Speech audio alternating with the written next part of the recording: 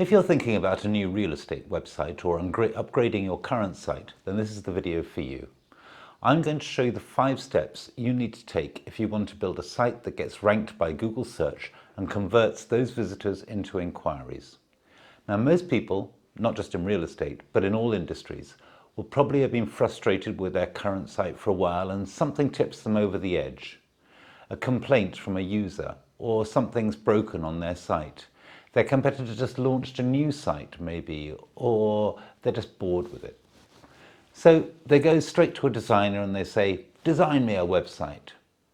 The designer has a look at their website and says, well, this looks a bit out of date and let's make it look clean and beautiful. And then they build a pretty picture of a website and send it over to the client, and the client loves their beautiful new design. They spend loads of time and energy building it and getting all live, only to realize it's a complete disappointment and it has absolutely no impact on their business or their bottom line whatsoever.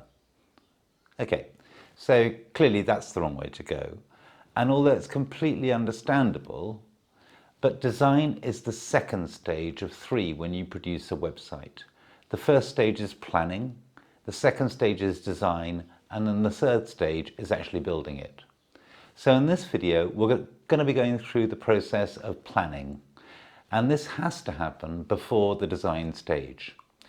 Imagine you are hiring someone and writing the job description. You wouldn't start off with how the look and the clothes they wear. No, you'd think about the job they have to do and work out the skills they need to do it. And it's exactly the same here. If we start with design, then we miss the structure and navigation, the SEO, the user journey, the conversion. And we just go straight to designing pretty pictures. My name's Leslie Beeson from Respasio, and we've designed loads of websites for real estate companies around the world for all sorts of types. There are lots of business models in real estate, from agents, brokers and franchises to developers, property portals. And they may be chasing commercial or residential leads to buy, sell, lease, and their markets might be local or international or some niche like golfers in Europe. But they all have one thing in common when it comes to their website. They want leads. They may want to achieve other things like conveying their brand message, but they still want leads. And that means that the site must perform well in search engine results to generate quality visitors and convert those visitors into leads. So here's the 5 stages of planning that we're going to go through in this video.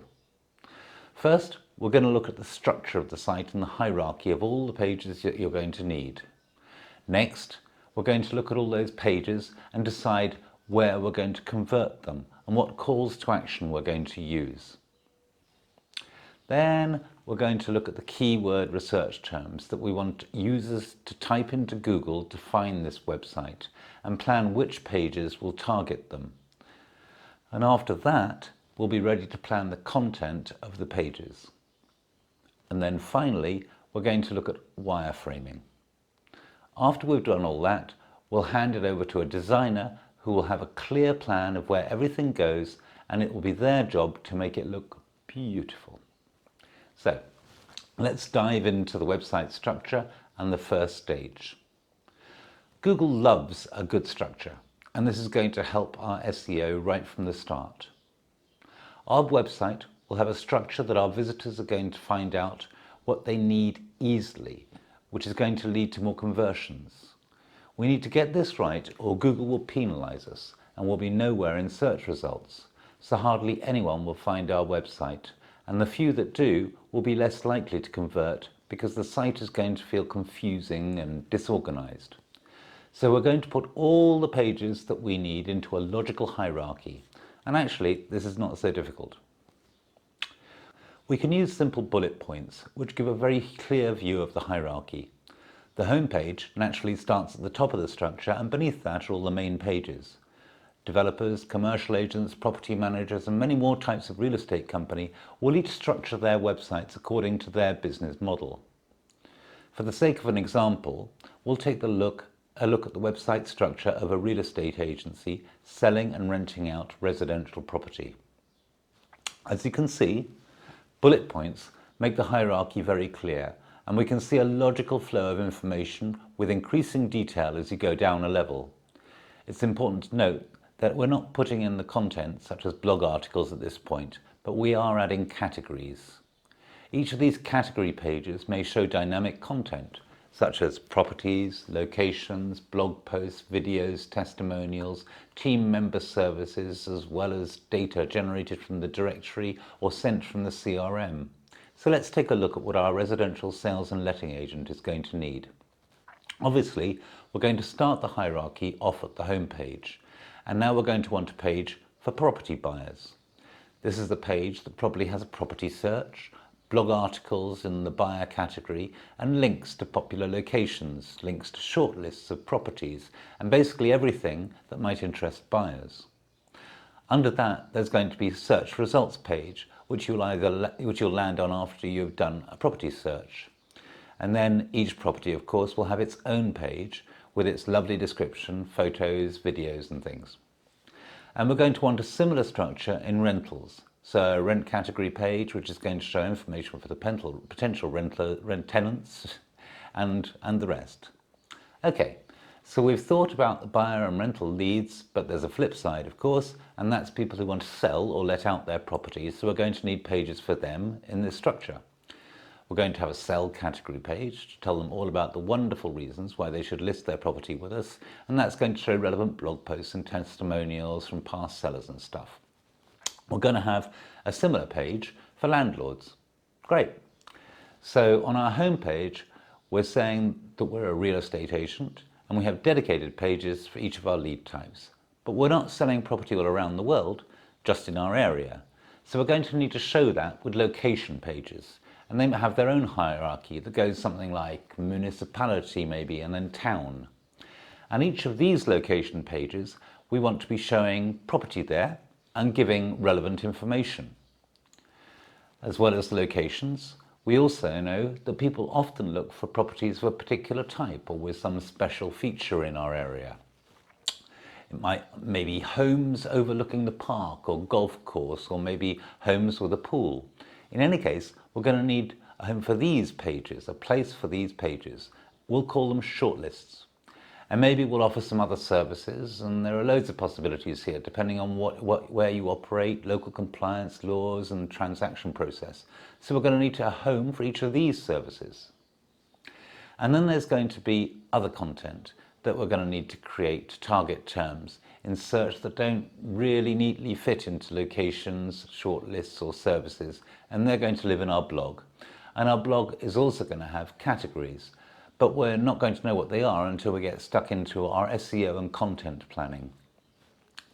Our site should have an About Us page so users can find out how fantastic we are, and Google likes to see one too.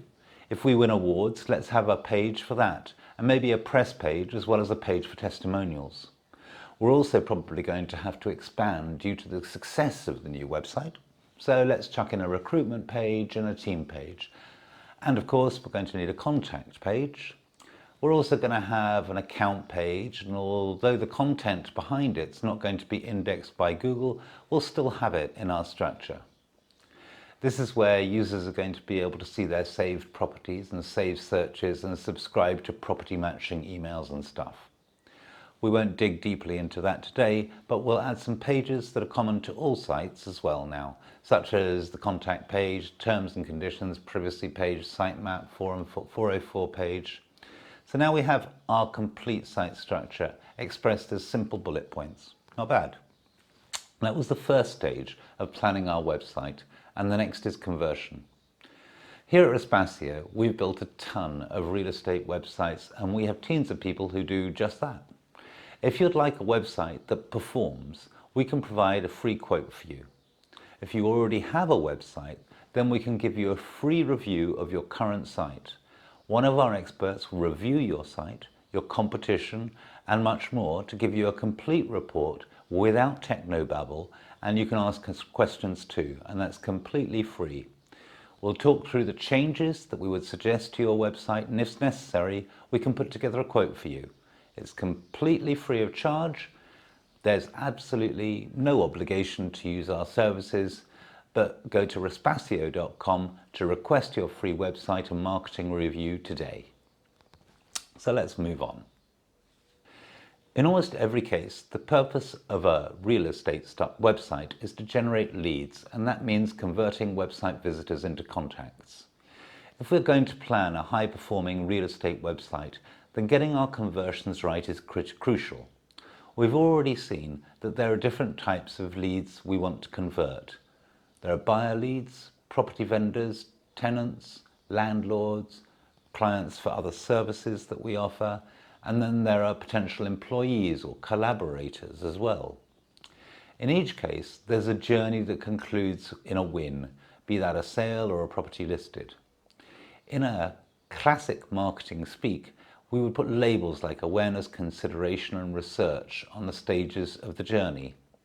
At various points along this journey, there'd be conversion opportunities.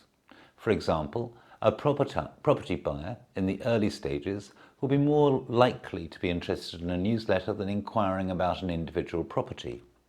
A vendor in their early stages may be more interested in remotely finding out the value of their property or properties like theirs in the area than arranging a formal visit. So at this opportunity, we want clear calls to action. Calls to action are the elements on our site that we want visitors to click in order to convert them into inquiries. There are different ways in which a website lead might convert into a contact. For example, a page showing a property listing on the website might have several calls to action. Looking at this example form, you can see a number of different calls to action. Save this property, get more info form, book a viewing form, a WhatsApp connection, and a share. And of course, not everyone likes to fill in a form or chat on WhatsApp.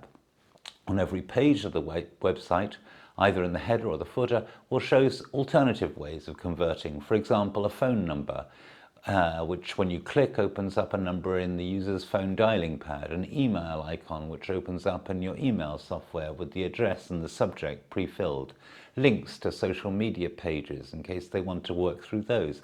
Our content and calls to action must work harmoniously to capture these leads. So in planning our conversions, we're going to take into account the type of lead, where they are in their journey, and which pages we present each call to action to our website visitors. As we've already seen, we have a number of different lead types, and each may require one or more different calls to action and corresponding forms. A very simple real estate agent site involved in sales may have as few as 5 or 6 forms, and a larger site may have over 20. For buyers and tenants, we might split our buyer journey into 3 stages and target conversions at each one. In the early stages, we'll offer newsletters. As they progress to the next stage, we'll offer saved searches and property matching emails. Finally, when they're interested in a specific property, in the 3rd stage, we'll offer inquiry and viewing calls to action. We might split vendors and landlords into just 2 stages, offering a newsletter and valuation request forms to them, which will need CTAs.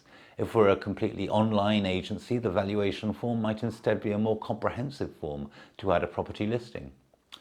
If we want to promote other services on the website, then each of these would require a call to action and an inquiry form. Recruitment is often important to expanding companies, whether we're trying to attract collaborators, sales agents, or other contacts, so we're going to need forms.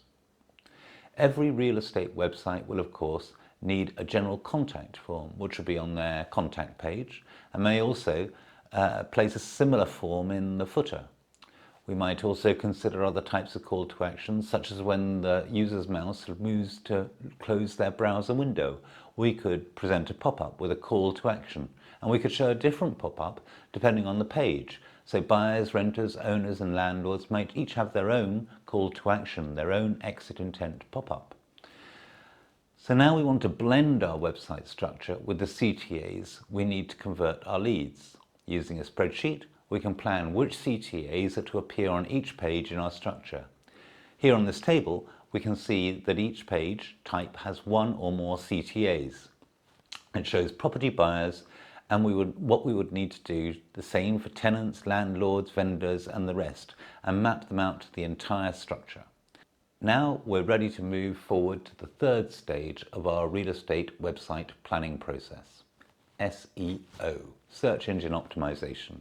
And this is going to save you time, an untold amount of time later. So getting these foundations laid now is really worth it.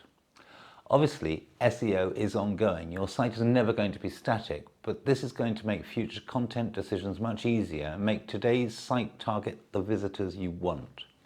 Our SEO planning starts with researching a keyword list.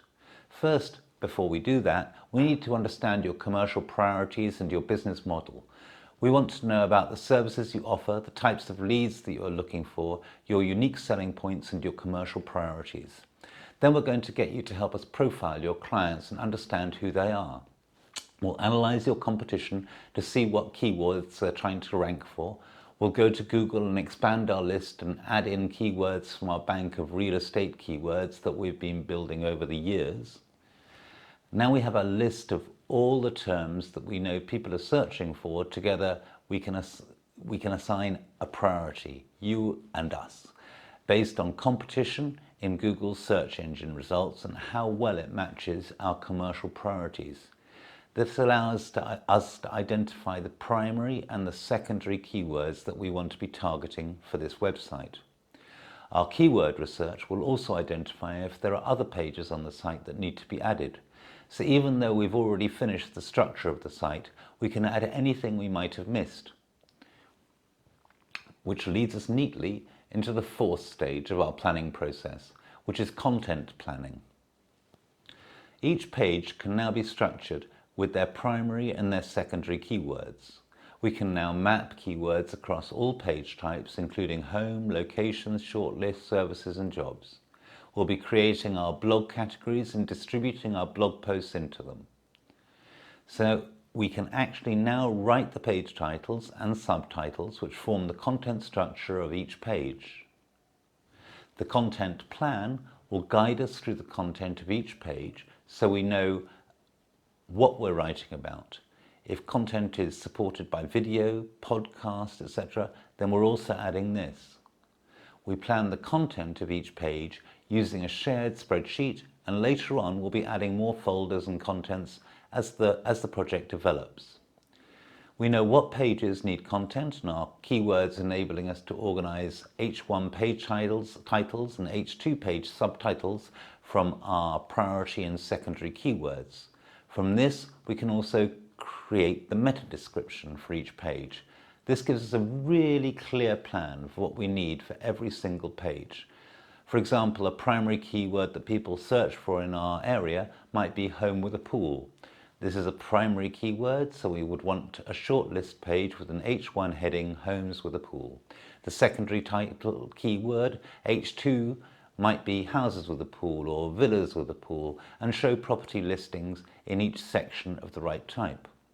Our keyword research would have also produced some other related terms that people search for, such as are homes with a pool a good investment, and these other terms will be added to the content plan for this shortlist page. Then we can start to have some fun.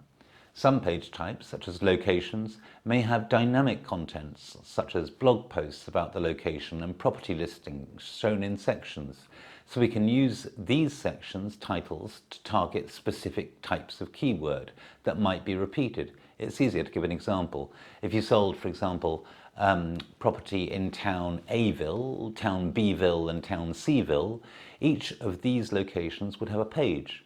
But if we also know that people search for a house with a pool, then we'd want to have a section with a subtitle in each of these three pages. House with a pool in A-ville, house with a pool in B-ville, and house with a pool in C-ville. After deciding which keywords will be used as subtitles in dynamic content, we can make an estimate of the text content length we're going to need in order to compete in search engine rankings.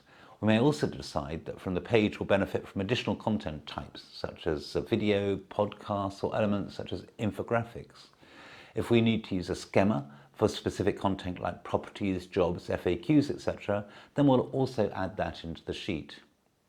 If you already have a website, then upgrading to a new site is a bit like moving house. We'll have your old furniture, and now it needs to fit into the new house, and the same thing needs to happen with migrating content from one website to another. Most importantly, you'll not want to lose any of the success in the Google page ranking that you have earned with your previous website. If you have pages ranking for search engines, then we'll want to maintain or improve those rankings. We start off with researching your current website performance to see which pages already rank well and for which search queries. We'll examine each page, title, meta description, and then add them to our sheet. And then we'll be able to match these to any keywords on our list and decide what the new page type is going to be. Existing content will be distributed across different page types, locations, shortlists, services, jobs, and blogs. When this is done, we refer back to the content plan to find the missing keywords and figure out where to put them. And that brings us to the end of the fourth stage of planning. We planned site structure and hierarchy of all the pages. We then decided where we're going to convert the leads and what calls to action we're going to use.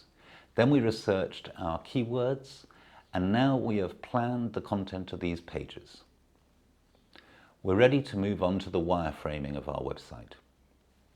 Wireframing sits between planning and design and has a bit of both. We're going to think about the user journey through our website, the information they're going to need as they scroll down each page, and how we're going to convert them. We're going to plan the structure and layout of each page. In order to really focus, we keep wireframes really simple and looking very much like a sketch of a page. No colors, images, just basic elements. Now obviously, a real estate website is going to repeat the same page design template with different information. For example, we're not going to plan a property page for each property, but one template that all properties are used on. Almost all pages will be templated, but some, the big example is the home page of course, may be unique. And even a unique page is built of sections, and these can be reused. For example, a section showing testimonial blogs might be used in other pages.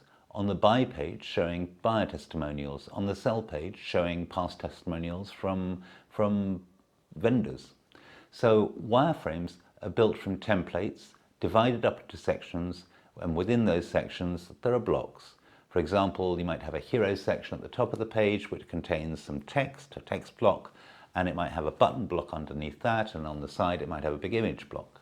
And further down the page you might have a section called latest property listings, which shows a carousel block of property cards. Each property card is a summary of the property with an image, price, and some basic information, and this card will link to the property listing page that will have the full details. A card is built for each content type, such as property, blog, testimonial, location, and shortlist, and these cards can be displayed in carousels and grids across the site. And these cards display when they're defined by a query, which is like a search. So in the case of property listings, our query might display properties with a pool in a specific area. So now, when we move to the design stage, our designer knows all of the page templates that are needed, the sections in each, and the reusable blocks and cards within that. But now the thing that we're now prepared. We've been through the 5 steps of the website planning process. We started the structure, ordering all pages of your website into a clear hierarchy. We then planned our CTAs and where in our structure we're going to show them. We then did this SEO planning, which told us what our market was looking for, and we prioritized them. After that, we worked on the content plan, using our keywords in page titles, subtitles, and metas, and we planned the types of content we're going to need in each page. And then finally, we moved into wireframing, which is where we started thinking through the user journey to convert each user into a lead. So, good job. Now all we have to do is hand it all over to a designer to make it all look gorgeous. But as you can see, there's a lot of work that goes in before the design page, important work, to make sure that we get a high-performing real estate website and that it doesn't just look pretty. I hope you've got some good insight to help you along the way. You can read the full blog article, which is by following the link in the description. And also on that page, and by visiting Respasio.com, you can get a free quote for your own real estate website. If you already have a website, we can give you a free review of your current site. One of our experts will review your site, your competition, and much more to give you a really complete report without any technobabble, and you can ask questions too. It's going to be free. We'll walk you through the actionable changes that we suggest for your website, and if necessary, we can then put a quote together for you. It's completely free of charge, and there's no obligation to use our services. But go to Respasio.com to request your free website review today. Do it now and have a great website experience.